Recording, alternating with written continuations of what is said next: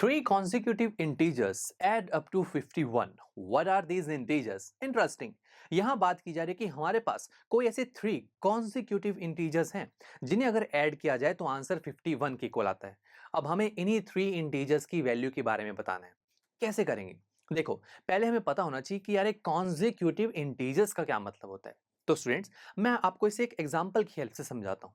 अगर मैं यहाँ पर कुछ इंटीजर्स लिखूं, लेट्स से 1 2 3, देखो थ्री इंटीजर्स लिए, दे आर कॉन्सिक्यूटिव इंटीजर्स, यानी कि लगातार इंटीजर्स हैं, है ना। 1 2 3, इसके बीच में कोई भी ऐसा नंबर नहीं होगा जो इंटीजर होगा, है ना।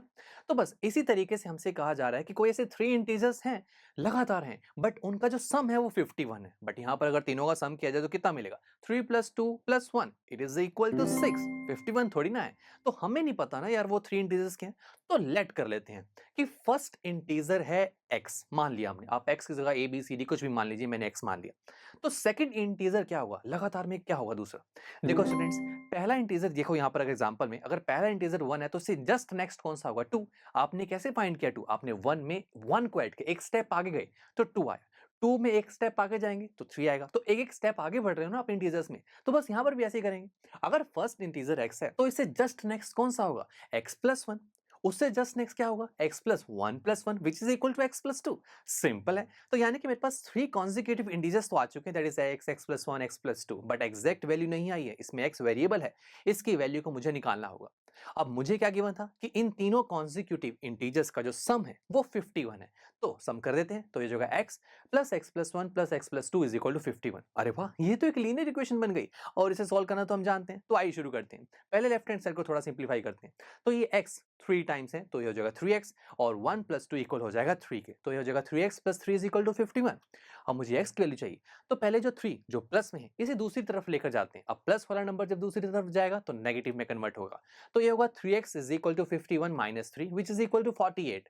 x की वैल्यू चाहिए तो साथ में लगे 3 को भी दूसरी तरफ लेकर जाना होगा। ये मल्टीप्लाई में तो दूसरी तरफ जाकर डिवाइड में कन्वर्ट हो जाएगा। तो x की वैल्यू हो गई 48 divide by 3 which is equal to 16। सही है। अब मुझे x की वैल्यू तो चाहिए थी दोस्तों। कैसे? देखो थ्री कॉन्सिक्यूटिव इंटीजर्स कौन कौन से थे? x, x + 1 and x + 2। x की वैल्यू को पुट करते जाइए। अब तो पहले x 16 आ गया तो पहला इंटीजर ही 16 है। नेक्स्ट था x + 1, तो 16 + 1 इज 17। नेक्स्ट था 16 + 2 विच इज इक्वल टू 18।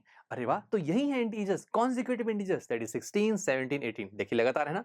और इन्हीं इंटीजर्स का सम जो है वो 51 है। आप चेक कर लीजिए, 16 + 17 + 18 कीजिए, आपके पास आंसर 51 आएगा।